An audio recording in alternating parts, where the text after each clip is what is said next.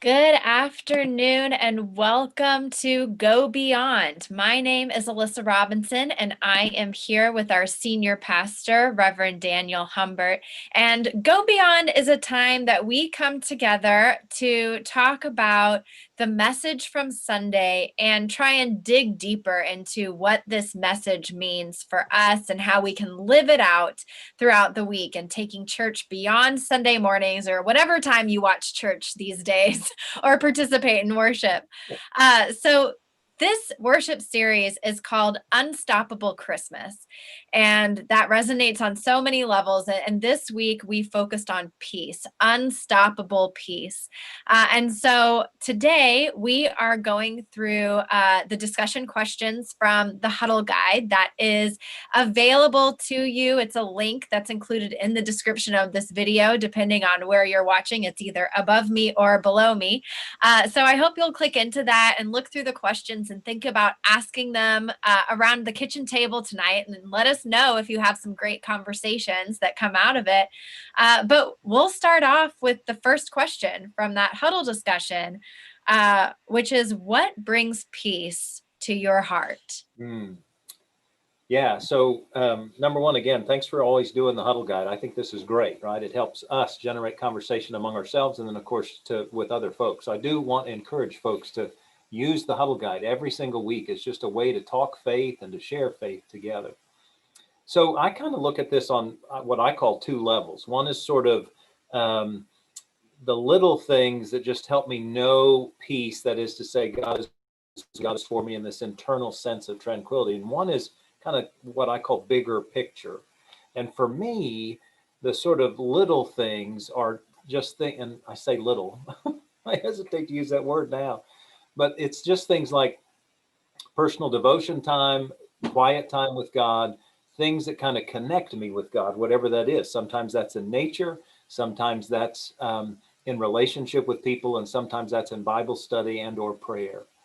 But then on the bigger level, it's like when I witness that God's kingdom has just sort of infiltrated where we are, what we're doing.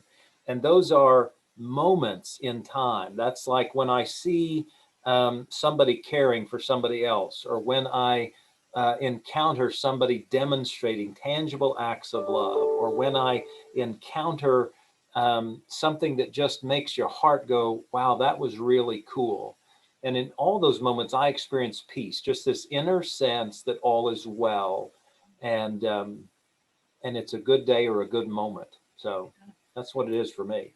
Mine is kind of weird. It sounds depressing, but I promise it's not. And it's kind of at a macro level of, you hear, so they've interviewed astronauts who have gone into outer space, and when they see the view of the world from outer space, they always talk about this feeling of like, nothing matters. We're so small. We're just a blip.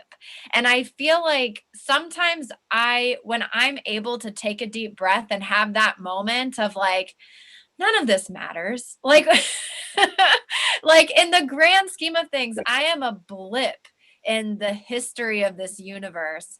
And why do I get so worked up over little things? Why do I get so frustrated? And I think that sometimes it's calming and it's peaceful for me to remind myself and humble myself and say, hey, in the grand scheme of things, Alyssa, you don't matter as much as you think you do. But it takes some of the pressure off. So the good part of that is you don't matter, but the good part of that is as well, you do matter, right? I mean, I hope you know that, right? Yeah. I know it's hard to express it in a way that makes sense. Maybe somebody else who's watching is like, oh, I felt that too. I hear what you're saying. But if you hear that and want to respond, y'all respond. Tell us something. yeah. So question number 2 is, how can you bring peace to others? Probably not telling them that it doesn't matter. None of this matters. It probably isn't the best way. That might not be the best way, right? Yeah. You know, this is hard, I think. I don't know who asked this question, but I need to talk to them about that. I think it has to do with relationship, how I interface with people, how I encourage or not, right? Or how I help people to know that they matter or not, or how I help people. So for me, peacemaking, which I think this is what this is, Pastor Doug has done a good job this week of asking this question: are you a peacemaker or a peacekeeper?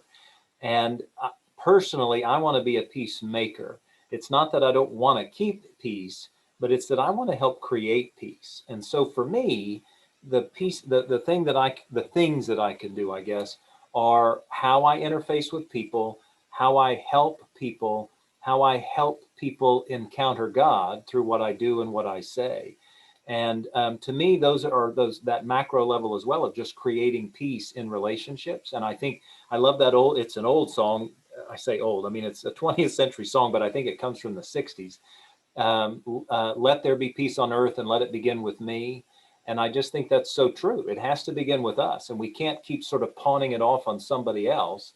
It has to be in the way that I connect with others, the way I care for others, the way I demonstrate to others that they matter because they matter to God. And so I think that brings peace as well.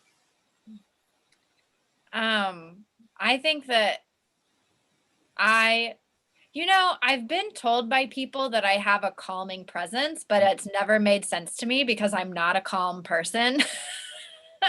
See, I find you a calm person. Maybe interiorly you don't feel calm, but I Maybe. find you a calm person. But I think that one of the best ways I've found to bring peace to others is to not be reactionary, and to take in information that's being presented to you in a calm way, and almost, this is so eight of me, in an unemotional way. Take in the information in an unemotional way and process it, and then let emotions come in later. But I think that that's sometimes can be peaceful for people, especially if they're being overwhelmed by their emotions. Yeah.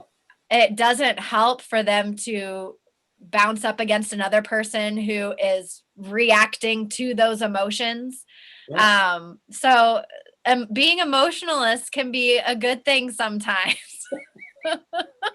I feel like I'm using this episode to fight for myself.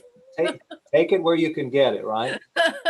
You But know, I think it's big to not just immediately react to whatever's being told to you, and just to kind of sit back and take it in. oh no, absolutely. I mean, I'm sure your dad learned this in his own training for his line of work, right? Because we've learned it in pastoral care, is that both in family systems theory and just in caring sort of counseling concepts, is to be the non-anxious presence in the room, right? To sort of quell whatever concerns there might be, because I mean, as you point out, it's so helpful to others to be non-anxious as much as you can possibly be non-anxious. When people get all concerned, I love Howard Hurlbut used to say this. I'm sure he probably still says it when he was teaching people how to fly. He would always say, when all else fails, just keep flying the plane. So, when the altimeter goes out, or you're losing fuel, or when all else fails, just fly the plane. That's pretty good. Yeah. So the last question from today's huddle discussion: why is peace critical to building God's kingdom? Oh man. Well, so I think God's kingdom is built on peace. I think that's what Jesus came to bring. And I think for many of us, myself included, we often lose sight of this, that, and number one, we're responsible for helping to build the kingdom. But number two, it's built on peace. I think among many reasons why Jesus said, according to Matthew's gospel, blessed are the peacemakers, for they shall be called children of God, is because it's a primary work of those of us who are followers of Jesus. And I'll be the first to own, as a one on the Enneagram, that I get angry real easy and I get frustrated real easy when I see either injustice or when I see things that just aren't going what I call right. And so I have to fight against my natural inclination, which is to get ticked off and call you out and to tell you how wrong you are, versus just sort of, again, being that non-anxious presence and trying to help people see the bigger picture and help point people to the Prince of Peace, Jesus, because that's what he came to bring. He brought this whole sense of God is with us and for us. And I happen to believe that's a peaceful concept and that it's foundational to the kingdom. So for me, that's why it's critical to building the kingdom of God. So help me understand because this Sunday in this Sunday's message, you talked about inner peace. So for building God's kingdom, what's the role of inner peace versus outer peace? Because I think a lot of times when I had read Isaiah 11, which is what you read from this Sunday, I'm thinking about, like you mentioned before, making peace, going outside of yourself, and the lion lays with the lamb, and how are we bringing people together, and that sort of harmony outside of myself.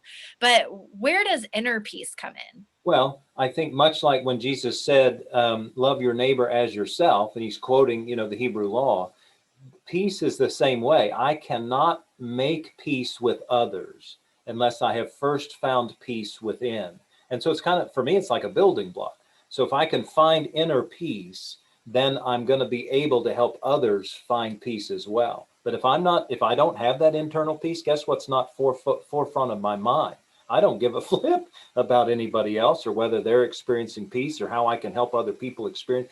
I'm just worried about the inner anxiety in my own self. So for me, inner peace is the precursor or the building block to the outer peace or the exterior peace to build God's kingdom. See, what I like about that is it kind of gives permission to focus on ourselves and our relationship with God because I think sometimes we feel like it is our duty as Christians to go out and make this peace and make it happen. But if you don't have that inner peace and you're going out and trying to create harmony among other people, we can do more damage than good that way. Absolutely. Absolutely. I mean, it's just like the age-old deal with regard to flight attendants on a plane about putting that oxygen mask on yourself first. If you happen to have a kid with you or somebody else who couldn't do it, right? Put it on you first so that you can then help the other. And it's the same way with peace and or our own spiritual strength, right? Is we got to work on us first in order to help others. Absolutely. Well, those are all of our questions today. So I would love for y'all to leave in the comments, what are some ways that you seek inner peace? Do you have a daily meditational practice that you do? Is it certain music that you listen to? Is it time spent in nature? What do you do to try to achieve inner peace? And I hope to hear from you and maybe give me some tips on what I can do, is why I'm asking. But thank you for joining us for another episode of Go Beyond. And you can catch all previous episodes at tmumc.org/go beyond.